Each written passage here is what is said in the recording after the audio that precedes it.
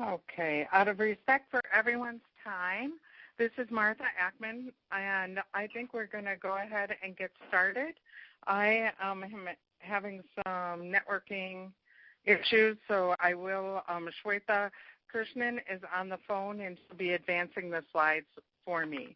I want to thank all of you for taking time from your busy schedules to join us today and in attending the California Hospital Engagement Network's coaching webinar series, the first in our webinars of Preventing Patient Falls.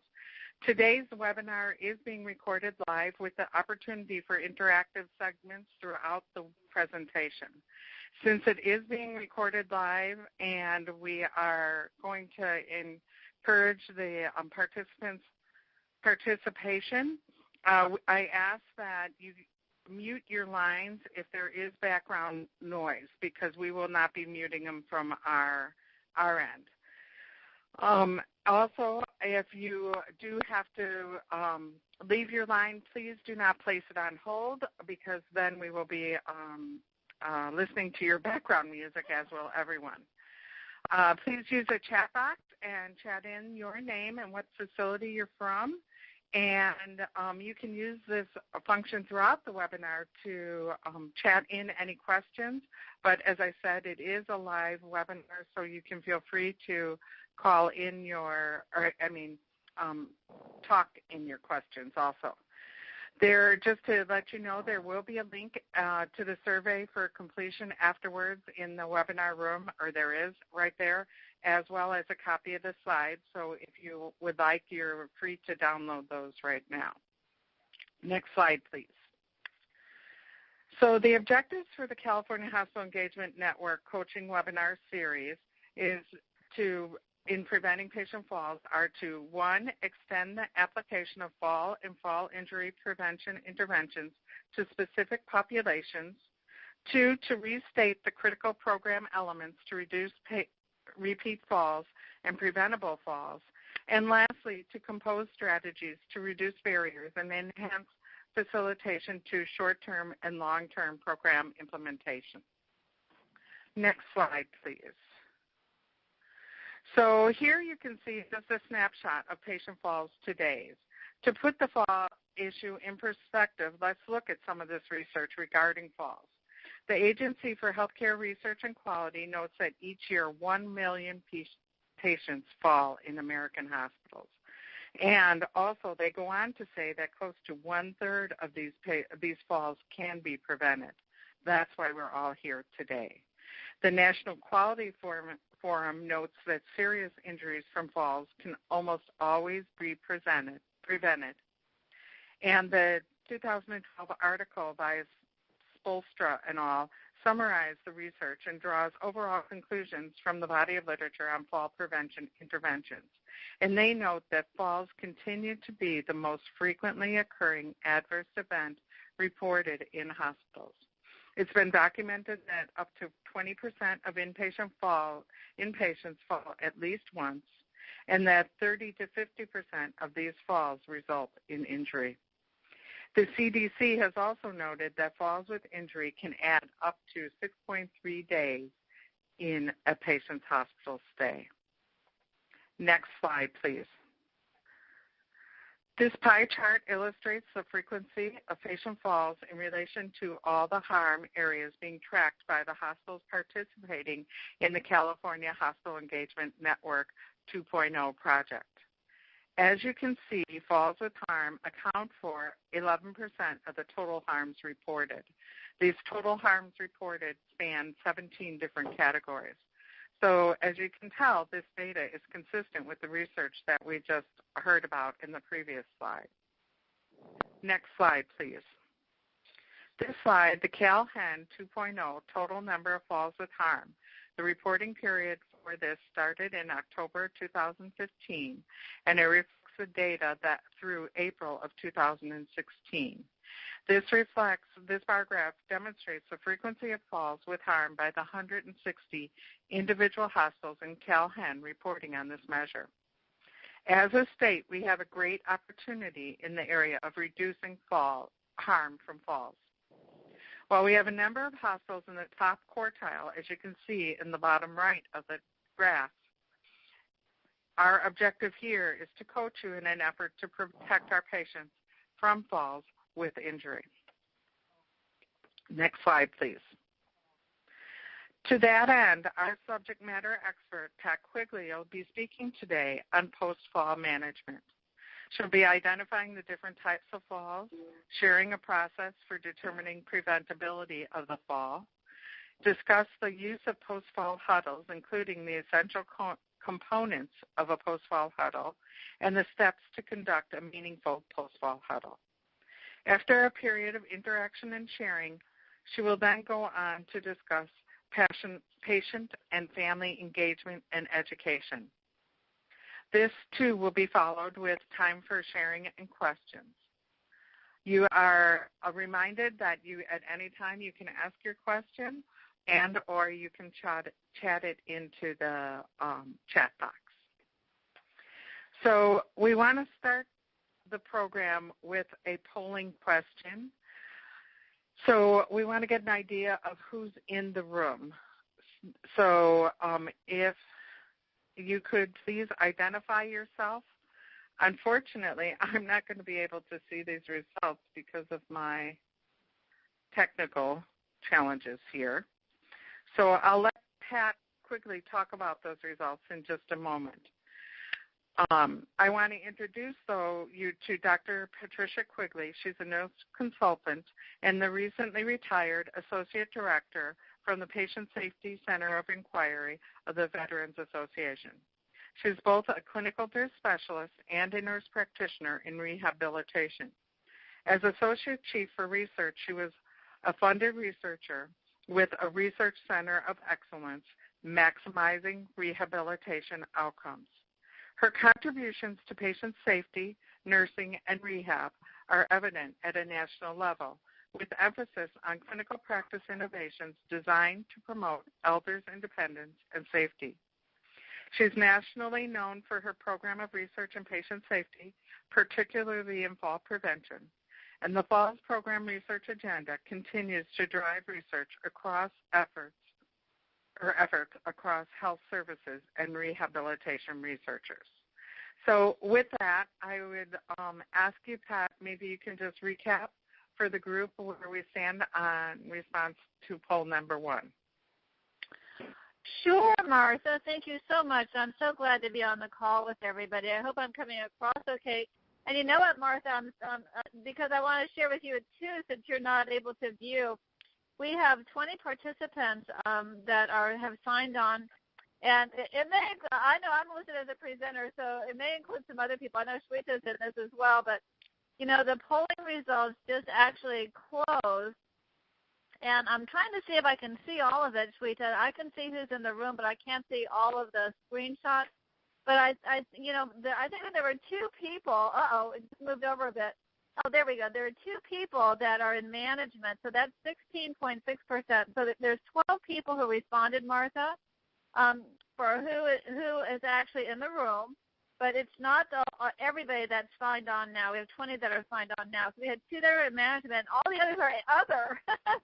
We'd love to hear who everybody is, but, they all marked as other. So that way I look at what our opportunities are for people to identify their role. That's what we have that actually signed in. But, we welcome everybody. And, Martha, thank you so much for your warm introduction. But that's what we have. And I'll go ahead and advance to the next slide, which is the post-fall management. Should I go ahead and get started then? Sure, that'd be great. Because I think we were going to also ask the second polling question about, do you do the post-fall huddles, or is that incorporated in another part? It's incorporated just after you get done talking about the huddle. Oh, okay, very good. So you know what, colleagues, we are so delighted that you have been able to join us in this the post workshops that we did for this webinar. And we actually designed these 5 webinars for you. So whether you attended the conferences that we did in Sacramento or in Burbank, what we want to do is to bring everybody together that attended the conferences for an opportunity to continue to coach and mentor you with the topics that we found were the top priority topics when we did that small group session towards the end of the workshops about what are some things you can do today, what are some things you can do tomorrow, what are some things that are going to take more time. So you know what, patient falls and patient engagement were the top two initiatives that people wanted to go forward with. And that's why these became the top two topics for today's session. So I'm just going to go over this briefly with you. The first one, as Martha had said, about post-fall management, because this was all about helping you with trying to understand why are people falling in our care. And when you understand why are people falling in our care, then you put everything in place that you can to prevent someone from falling again. And it also helps you to get to the types of falls. But when you're trying to determine, why someone fell, it also helps us to know, could we have prevented this or not? And we've had this in both of our workshops that we did. So this is post-fall management as well as the post-fall huddle. So as you'll see on this slide, the post-fall practices are multiple when you're looking at post-fall management. The post-fall huddle is a very, very quick process to be able to understand why someone just fell, what was different this time, come up with an intervention to prevent it from occurring again, and a change in the plan of care, versus the post-fall assessment, where the post-fall assessment is a very comprehensive assessment that documents the presentation of the patient when the patient was found or rescued, documenting the vital signs that someone had, if they had possible or suspected head or actual head strikes, starting to look to assess for your neuro checks. All of that post-fall assessment, was someone injured or not. And it also includes your patient, resident, family education. So across the continuum of care in the post-fall practices, we should always be educating people about, why they fell and what are we doing to help prevent this together, and how are we working as partners in care. And then staff education, helping staff to understand, what was the real reason why someone fell, not just that they were weak or they were confused, that that's something that was different. So there's lots of practices that are really involved in this. We also talked about, when we were together during this session, about the multiple safety huddles that exist. You have a pre-shift huddle, and the pre-shift huddle is where people gather within, after they've had their shift report, but people gather depending on how you have your unit organized. It could be one person from every district or one person from every team, but people have to come together in that pre-shift huddle to know about and be informed about everyone that people need to worry about or pay attention to.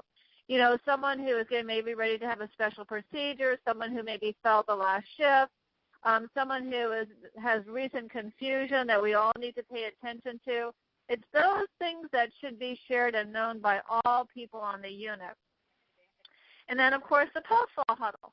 So you've got a pre-shift huddle, you've got a post-fall huddle, and then sometimes people do safety debriefing or, just safety huddles on their units as well, which is another type of huddle. But the post-fall huddle was really designed to be conducted within 15 minutes of the fall event with the patient or the resident where the fall occurred. But it has to be done with a person that fell. And this is something we discovered in both of our sessions, that not always is the patient included. So the post-fall huddle is really designed to be done with only 3 or 4 people on the unit who know the patient, and the person, and of course the patient that was there. And if there's a family member, they can stay and be part of this as well. But the guiding question of the post-fall huddle is, what was different this time? You were doing whatever the activity was, maybe getting up out of bed, walking to the bathroom, getting up from a chair, maybe coming back from the toilet. They've been doing this activity before and they haven't fallen, but this time the patient has fallen. So what was different this time that the patient was doing this activity that this time they fell? When it happened, how it happened, and why?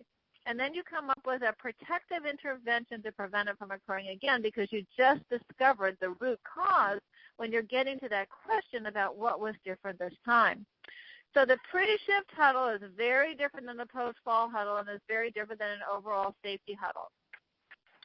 So I know that there are some of you on this call that love the Swiss cheese model as much as I do, and I use it a lot. And when I used to run a falls clinic, I would use this with patients and really help them think through and understand all of the fall risk factors that someone might have.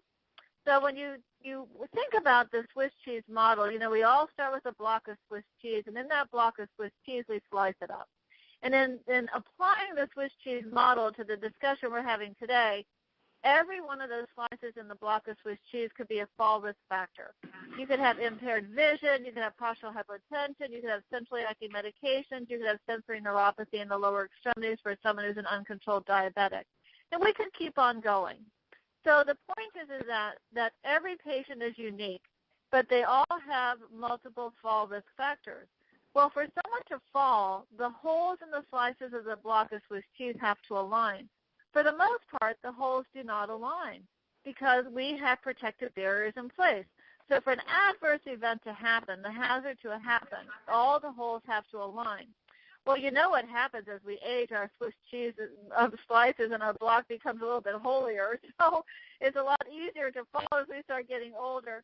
But, still we're not falling every day, and we're not falling every time we get out of bed. So when you're trying to figure out why someone just fell, you're trying to figure out what protective barrier fell through that someone indeed did fall, because that's when you get to the root cause. And when you know the root cause, then you can put an intervention in place to prevent it from occurring again.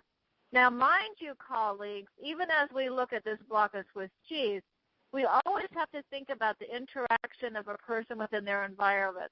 So there can be a lot of things that can contribute to that fall event as well that maybe could have been something that was different, like that spill on the floor or the tripping over the sequential compression tubes that are oftentimes on the floor at the bedside, at the foot of the bed. So there's multiple things that can also be not just intrinsic or extrinsic risk factors inherent to the person in terms of that block of Swiss cheese, but risk factors that are actually within the environment. So when you're thinking about the post-fall huddle, these are the components of the post-fall huddle. And part of why we wanted to go over this a little bit as we share in this session is because we thought that maybe there might be some people who are actually on the webinar call that did not make it to the conference. So for those of you that this is being redundant, we still hope this is helpful. I don't know about you, but I learned from multiple repetition, from getting to hear things more than once, but to also appreciate for some people that may have not been with us. So these are the essential components of the post-fall huddle. So this is that we have the brief staff gathering where people come together, the interdisciplinary team member comes together to follow up on what happened. It convenes within 15 minutes of the fall event. Someone is going to have maybe an overhead call that says team huddle such and such a place, and we know that that means that someone has just had a fall. But it's only 3 or 4 people. The clinician that's responsible for the patient or the resident during the fall is usually the person who leads it. It involves a person resident whenever possible in the environment where they fell. This is what you want to do because you can tell an awful lot by looking at the environment, but you've got to talk to the person. So even people who are mildly cognitively impaired can still tell you what happened if you're close enough to the event. If you're too far removed, then they can't tell you. So this is really important to make sure that you're involving people. Now, mind you, colleagues, if the patient presents with an urgent or emergent situation, like they broke a hip, they hit their head, they have a laceration, they're bleeding, we're not going to do the post-fall huddle. But for the most part, serious injuries are rare. So you can do the post-fall huddle, which is really what we're trying to help people integrate and implement into their practices surrounding post-fall management, because you've got to be able to know why someone fell.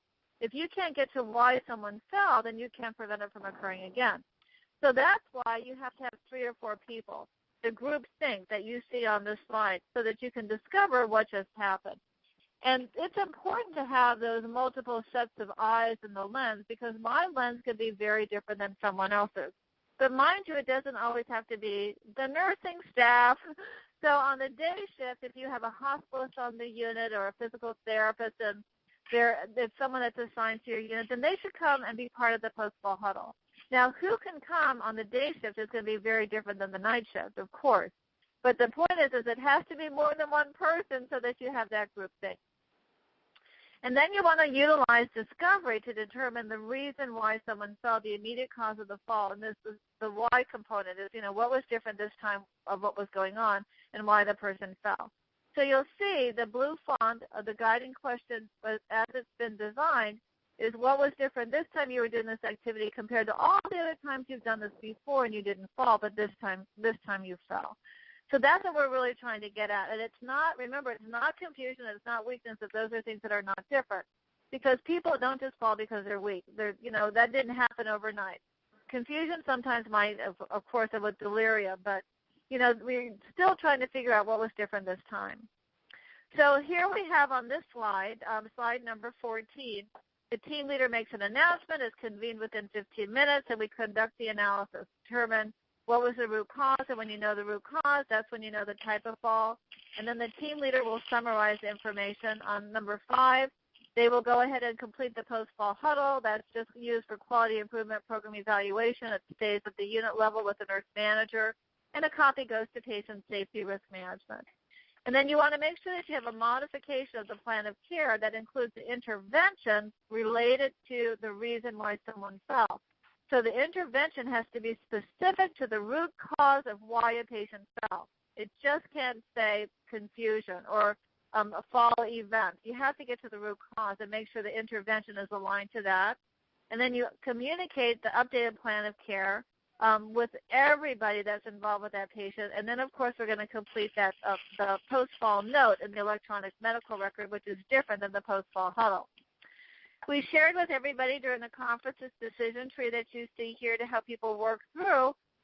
You'll see there's a fall event, calling the huddle, determining the root cause, but then to work through based on the reasons why someone fell, coming up with the type of fall that just occurred. So that as you go forward, and the CalNOC group has done this for a long time, is getting to the types of falls. So you have a lot of legacy in this practice. But in terms of determining preventability, we all know that there are times that you put everything in place. You've thought of everything you possibly could have with all of the information that you had at the time, and someone still fell. So there are times that indeed that you could have prevented that fall. So we have this framework for determining preventability because we have known this with all the information that we had. If we couldn't have known this, then of course that's something that we couldn't have prevented. But if the answer is yes, then you have to ask yourself, did you do everything you possibly could have? If you did, then it was unpreventable. But if you didn't, then that's when we have to really think through what are we going to do to make sure this doesn't happen again. So that's the preventability component. So here's our second poll, colleagues, is to ask you, do you do the post-fall huddle? And we'd like you to answer this. Do you do it always? And this is as we described it. So if you could answer this post-fall huddle polling question, that would be terrific.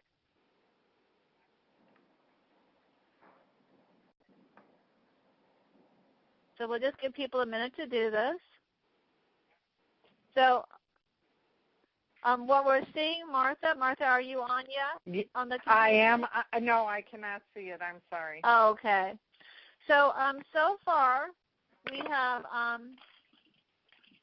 one person that said that they do the post-fall huddle always as we have defined it, the different steps. We have 10 people who said 52.6% that said most of the time. We had 3, 15.3% that said occasionally, the same amount for rarely, and then we still have a few people that have said never, 2 people that said Great. never. So that helps us to know that there's opportunity, and that's the reason why we really want to talk about this, and I'm sure that for those who came to the workshop, that this is why this emerged as one of the things that you could do, because this post-fall management is something you can start doing tomorrow. You can start today. There might be some structure things that you need to put in place, like getting the post-fall huddle form in place. But that's something that you could go ahead and, have to maybe take a little bit more time unless you use the one that's already on that we gave out, the post-fall huddle form at the conference. But actually redesigning the post-fall huddle with the patient and other people is something that you can do today to try and have that guiding question. So colleagues, we had another polling question. This is the second one related to the post-fall huddle. Is who is part of your post-fall huddle? Let us know who's part of it. And the choices that you have are the patient, the family, the visitor, frontline staff, management, charge staff are some of the questions that we have here.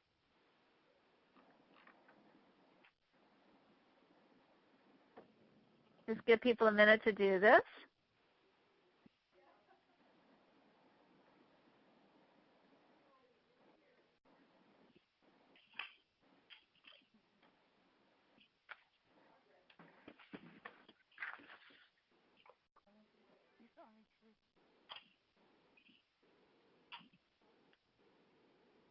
So far we have, I think, I'm seeing maybe 17 people have responded.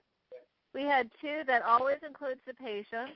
We have 10 that includes the frontline staff, 5 with managers, charge nurse, and we have 1 with PTOT. So I'm just hearing a little bit of background noise there. So if someone could just put us on mute, not on hold, on mute. So I think what we're seeing is that, this is an opportunity to say that we should all set a goal of making sure the patient is part of the post-fall huddle. Absolutely, the frontline staff should be part of this because they're the ones who know the patient. If the charge nurse manager is there, then we're going to go ahead and include them, so that's good. But you don't want, if they're not on the unit, if the nurse manager isn't there, then you don't want to wait. You want to be able to have 3 or 4 patients who come, staff who know the patient come together for the post-fall huddle.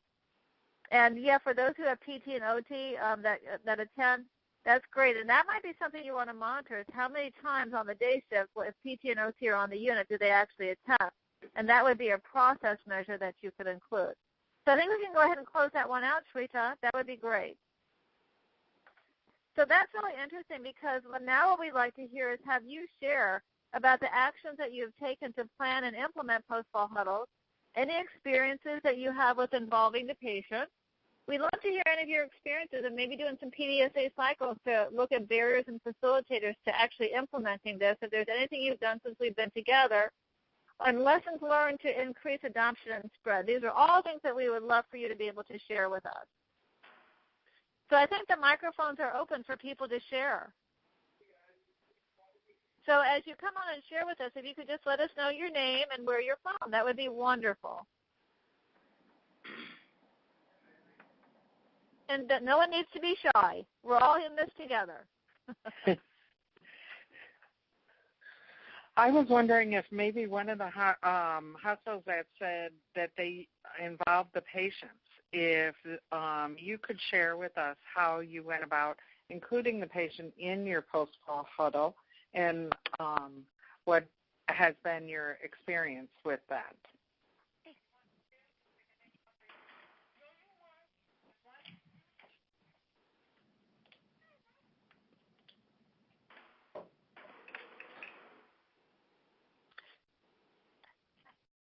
And maybe also the hospital that said the PT and OT that participates, we'd love to hear about your experience with that as well.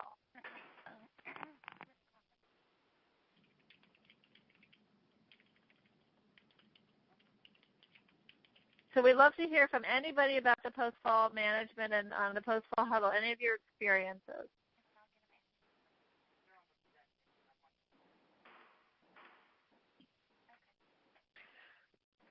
Shweta, are there any questions typed in the box? Yes, we got now from Christina Diaz. She asks, does anyone include risk management? Excellent. Great question.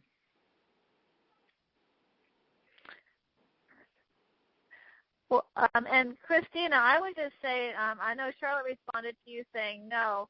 You really want the people who know the patient at the unit level to be part of the post-fall huddle. Risk management would get a copy of the post-fall huddle process, and they would follow the issue until resolution if there was any need for that. But they might not be included in the post-fall huddle. You really,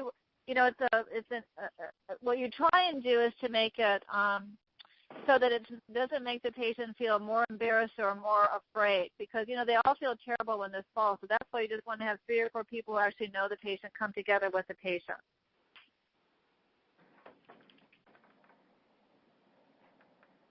You're welcome. You're so welcome.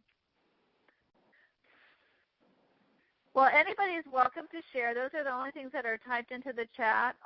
Martha? Okay. Then maybe we should...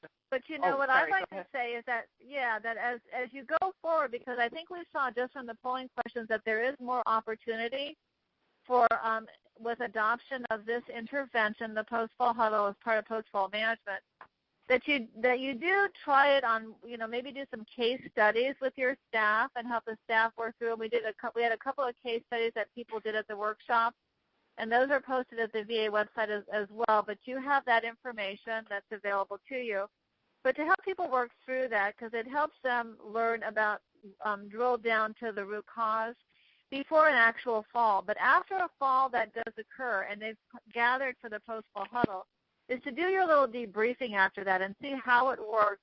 What were any barriers to the post-fall huddle? What were the facilitators? And keep track of that, because what you want to do with the PDSA cycles is to reduce barriers and increase facilitators so that you have better adoption. So you want to keep track of all your tests of change and what's working, what needs to have help with refinement, so that you can help it become something that's an intervention that's really considered to be successful and that the staff will value as part of their post-fall management process. So did you have some other thoughts about that, Martha? So my other thought, the thing that I heard at the conference was that there was some reservation on even asking patients to be part of it. And I think it goes back to kind of as caretakers, we feel very responsible and are and apologetic when a patient falls. And I think that one thing that might help through that experience is really kind of scripting at your hospital. How would we involve the patient? And I think that one way is just to say, because the patient, like you said, Pat, the patient knows they fell, but say, you know, Mrs. Ackman, I know that you've been up many times, and unfortunately this time you did fall, and could you help us? We want to understand what happened, what was different this time that resulted in your falling. And, you know, and that just gives us, it's kind of a way to open it up to the patient. So that's the only thing I would add. Yeah, because, you know, even patients, they feel terrible, and they're Right. so embarrassed, and they feel awful, and they don't want anyone to get in any trouble. But yeah, we still want to try and work through it, because if we can't figure out what just happened, we can't help prevent it from occurring again. And then, of course, you still do the whole assessment component. And Martha, if I could just add to this is Boris from HQI. Patient family is often an untapped resource in this. Right. When we talk about patients, and I see Mary Foley's on the webinar too. She may also chime in on this. We have a program called Engage that some of you are participating in, and actually on June 16th there will be a webinar on exactly that topic, engaging family and patient in preventing falls as our safety partners. And the faculty for that, Mary Foley and Karen Curtis, often emphasize how family members is actually critical, and in some cases an even more powerful ally for us than the patient themselves. Yes, thank you so much, Boris, for sharing, and absolutely, especially with people with cognitive impairment, because it's the families who are able to anticipate needs. They know someone. But if someone is there, a family member, then that's why we want them to be part of the post-fall huddle, because you have someone who was a witness if they were able to see what just happened. So thank you so much for sharing that, Boris. Well, colleagues, this isn't the last time to talk about this, because as we go along, we'll always open up for any of the interventions that people were adopting after the conferences. And we just love to hear about, because we want to help you. We want you to be successful. So, Boris, thank you so much for helping us all know that Dr. Mary Foley is on our call. We're just great to have her there. And I always like to say she's my president, my ANA president. So I'm just so glad to have Mary on the call with us. And that is our second session of this webinar, is to talk about patient engagement.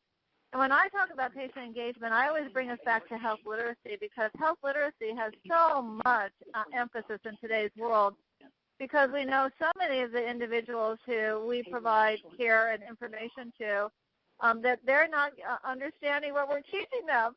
So we want them to be able to be the best informed decision makers and be able to make decisions for them based on their preferences, their beliefs, and make them to be to understand any consequences of decisions so they can make the best possible decision for themselves.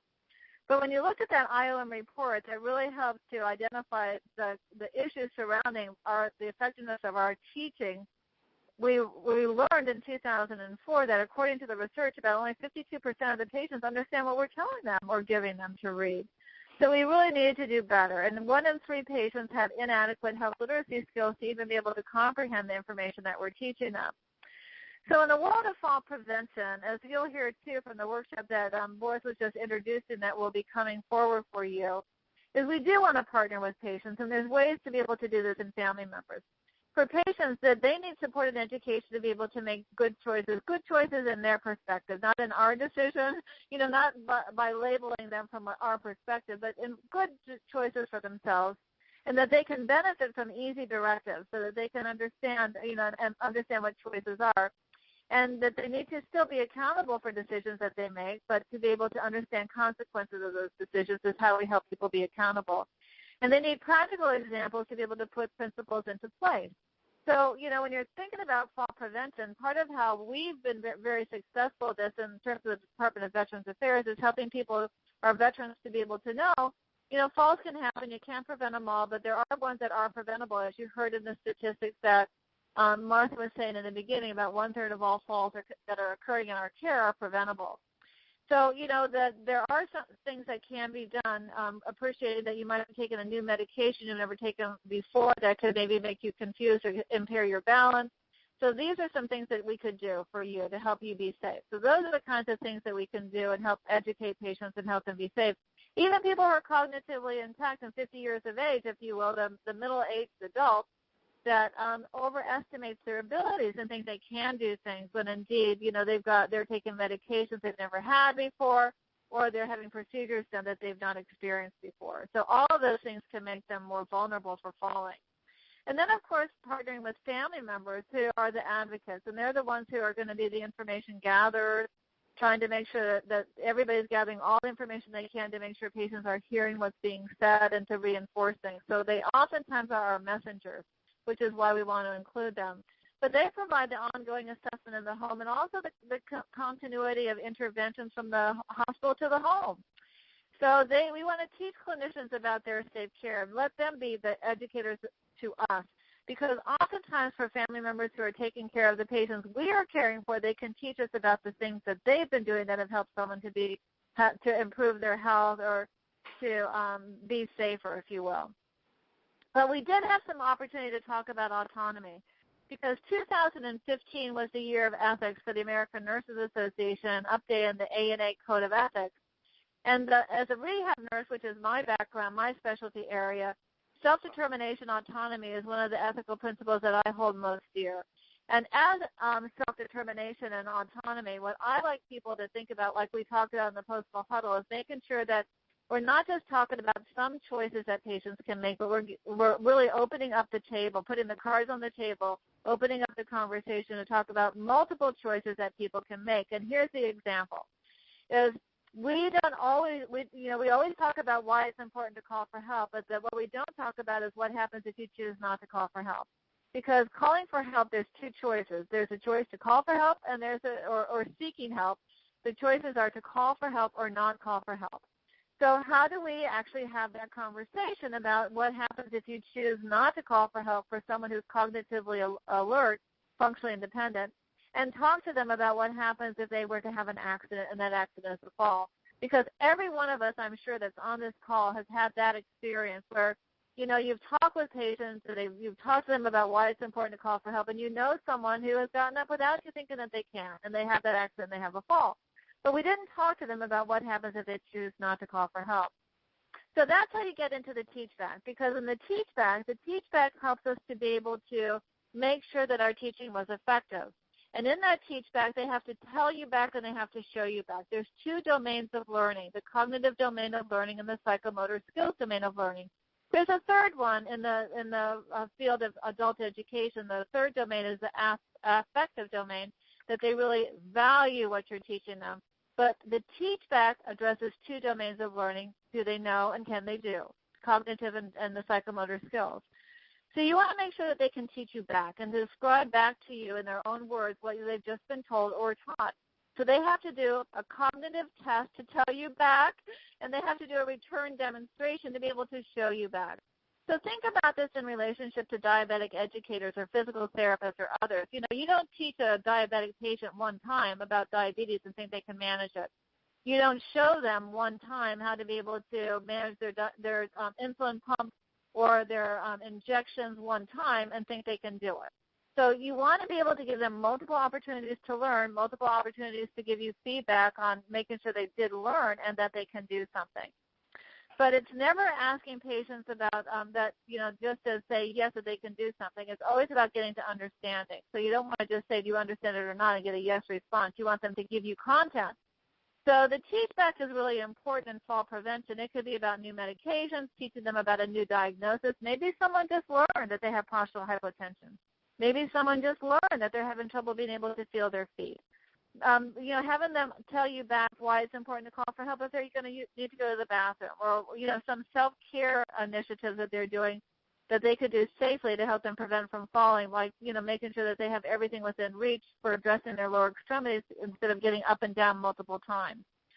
But you want to help people really be able to look at some cautions on how to prevent falls from hospitals. I mean, we're all thinking about still that middle-aged adult who overestimates their abilities. So here's an example. A young male patient who suddenly has high doses of pain medications and still thinks that they can get to the bathroom on their own.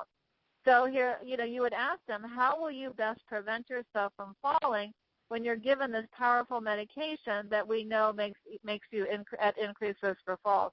And that's when you start learning, is someone thinking that they can do something on their own, or are they really going to be cautious? So the American Medical Association adopted an ASK-Me3 from the National Patient Safety Foundation.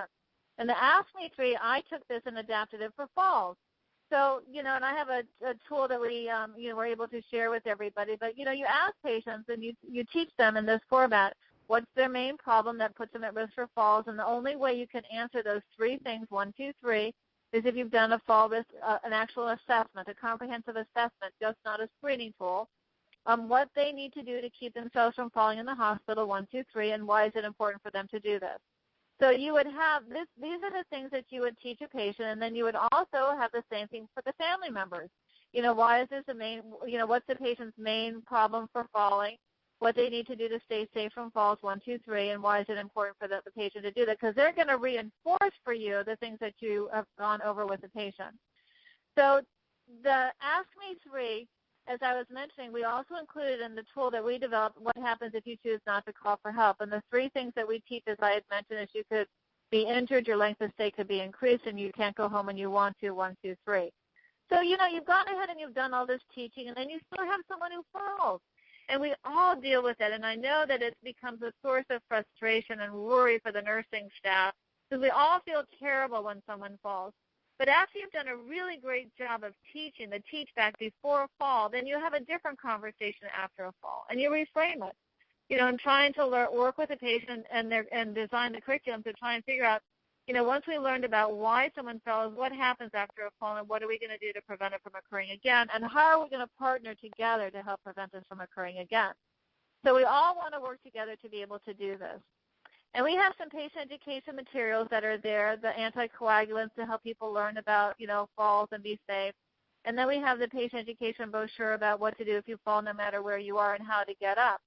But what we really want to hear from you now is, what's the actual purpose of teach back, and to have you be able to, that just covered the polling question, to determine if your teaching is effective, if you're doing this, to assess if the patient actually understood what you're teaching.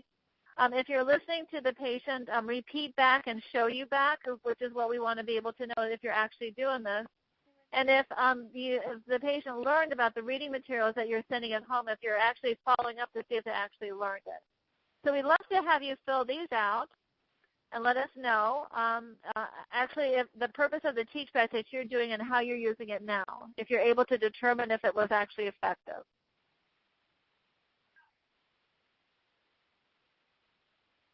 So, Martha, part of what we're seeing right now is we have one person that's using the teach back to determine if the teaching was effective. We have 9 people who are assessing if the patient understood what was said. So that would be the cognitive domain. And then we have listening to a patient family teach back in their own words what was said. We have one person that's doing that. So that we've had 13 people have responded so far in this opportunity for patient and family engagement. So this might be interesting for the conference that you're talking about too, Boris, as goes forward in the future. Because part of the teach back is to make sure that they actually got it and they can do it, that they really understood it and be able to apply it. We have a second person who has now said that they evaluate if the teaching is really effective. And colleagues, there are some really very informal questions that can be used to help people be able to say to us, like, I've covered a lot of information with you today, and I would just like for you to tell me to help me understand if my teaching was effective by telling me what are the 3 things that make you at risk for falls. Those are they're not blaming, they're not very testy, but they're still able to help you know what they learned, and the things that they didn't learn, you're going to go ahead and help reinforce, which is what we want to do. So an evaluation of learning, you want to design your patient education program to evaluate the knowledge and the skills and have that knowledge and skills checklist, as I mentioned, cognitive and psychomotor skills. And use your health literacy assessment tool to be able to help you with that. So with that, we'd love for you to share now on patient-family engagement related to teach-back and fall injury prevention. So we'd love to know from you any actions that you've taken since the conferences to plan and implement, including patients and families that are partners in your care, any experiences with involving the patient and family with fall prevention, protecting from injury, and then detection, which is your surveillance, or any lessons learned to increase adoption and spread of the teach-back tool. So that's what we'd love to hear from anybody who would like to share.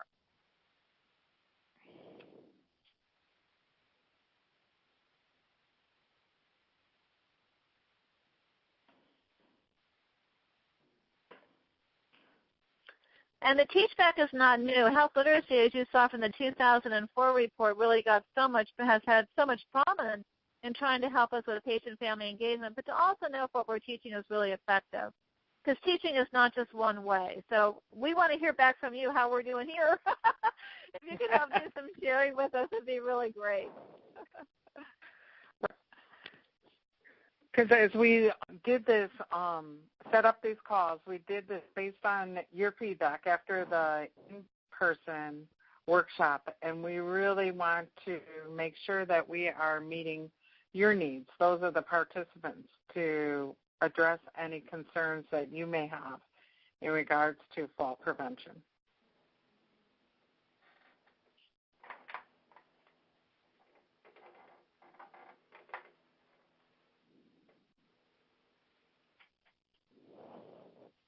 So if anybody wants to share, and you have your phone on mute, you can just hit the unmute button because we'd love to hear from you.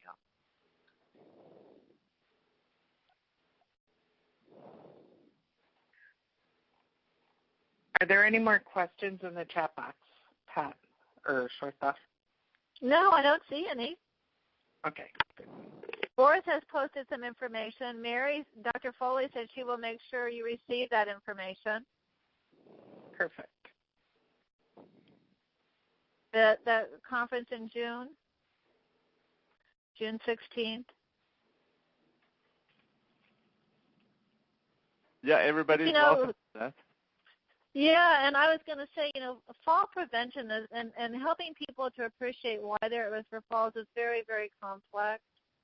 And it does take sitting down and having a conversation with patients. And it's not just telling them that they're at risk for falls or they're high fall risk and putting an armband on and then a call don't fall sign in their room, to help them really appreciate it. And I like to emphasize why it's so important because, most of the falls happen at home. 60% of the falls happen at home, 30% in the community, only 10% in our care. So anything you can help teach people about while they're in your care helps them to be safer and improve their health after they leave us. And I'm a rehab nurse of 100 years, so, as a rehab nurse, I always said the effectiveness of my care was not how well they did in my care, it was how well they did after they left me. So, that I like to help us really think about how to really redesign the education that we're doing with patients, to have sit-down conversations like they do with diabetic educators or skin care nurses, or even teaching new spinal cord injury patients how to be able to manage themselves. I mean, it becomes very complex, and we just can't do that education, again, that just says that they're high fall risk and why they have an armband on. We have to help them learn about this because people worry. They worry about falling, and there are things that are preventable, things that are modifiable, things that can be treated. This is Boris. nobody has questions. I'm just wondering if people are using or have any experience using the teach-back method when they're using interpreters to communicate with the patient or the family.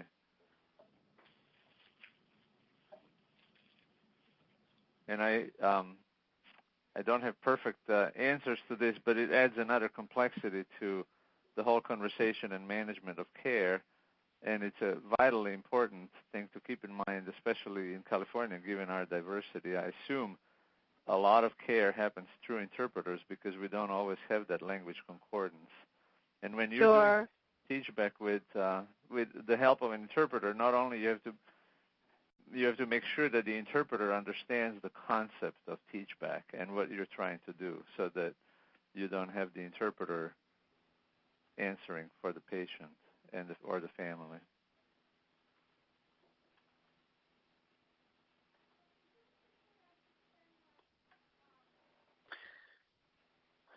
Well, thank you so much for sharing that, Boris. And, you know, in the spirit of helping with patients to be informed decision makers, I love to also help organizations think about expanding the amount of resources that they make available to people about fall prevention education materials. The CDC has a whole new program called STEADY. It's Stopping Accidents, Deaths, and Injuries in Older People. And they have some really wonderful patient education brochures that you could maybe make part of your fall prevention program. They have a brochure that helps a patient complete, it's a self-assessment of their fall risk factors that helps them, if they complete that, to have something to use when they talk to their provider about their concerns about falls. And think about them completing that and then us doing our assessment and then looking at, well, what do we find that are congruent, or what do we find some things that are different, and how can we work together to develop your plan of care to help reduce some of these risk factors and help you be safer. They've got home safety checklists. They've got information on postural hypotension. I've shared with you a couple of what we've had in the VA and continue to use. But, you know, you could have a whole wall on patient education materials, and that's just fall prevention. You could have floor mats, hip protectors, helmets to help with injury prevention. There's just so much that you can do to help people be informed decision makers and help with education. So as we continue to share, you know, we'll do so much more. I know we will, Martha. Yes. And I want to thank you, Pat. That was a lot of really, really good information. I really appreciate all the strategies you shared on identifying what the type of fall was, the importance of the post-fall huddle, and also applying the concept of teach back, you know, every day. What I would ask the group is, the question I would ask is, what are you going to do by next Tuesday? What are you going to do? What can you take from this webinar and put into place before we meet again? You know, can you trial your post-fall huddle? Pat talked about using the PDCA process. And so maybe you have a format for how you do the huddle. Maybe you're going to trial just including a patient. And your next fall, we include the patient on it, and then have the people that included the patient talk about that experience and see how that really helped enrich the evaluation for that particular situation. Or maybe you would invite someone from your senior leadership or management to come to the post-fall huddle, because engaging the falling for patients can happen anywhere in the organization.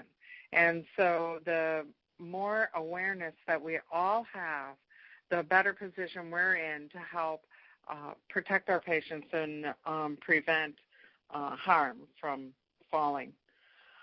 Also, maybe you want to look at evaluating the effectiveness of your teaching by asking the patient, you know, what they understood, or please, you know, help me understand what I imparted. So those are just some things that I would ask for the participants to consider. And I would also, in preparation for next month's webinar, next month we're going to focus on the role we're going to look at the role of the unit champions and what a unique role they have in helping to prevent falls and working with their colleagues.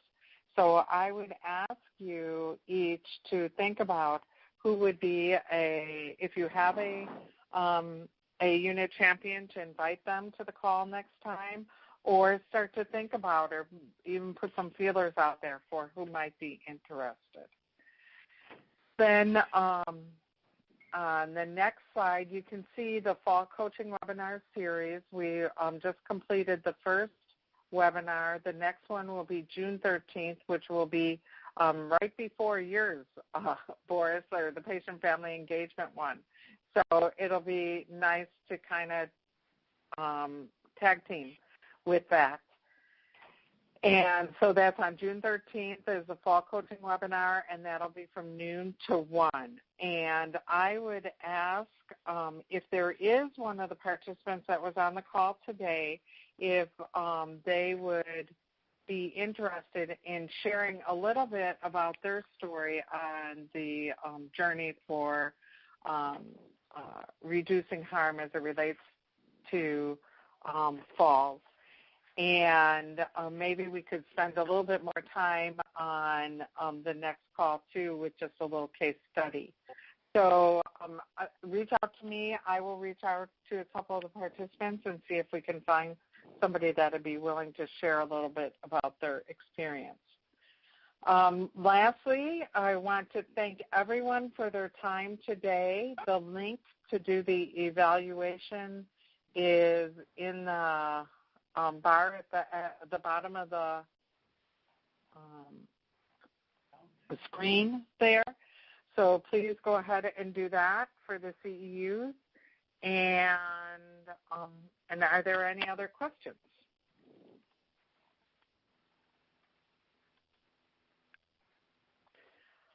Shweta, did I miss anything?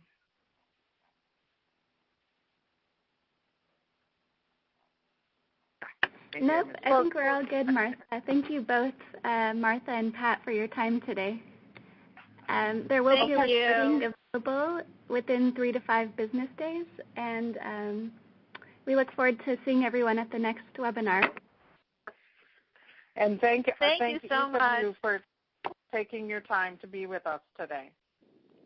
Okay. Thank Have you. A great okay, day. Thanks, everybody. Okay, bye-bye. All right. Bye-bye now.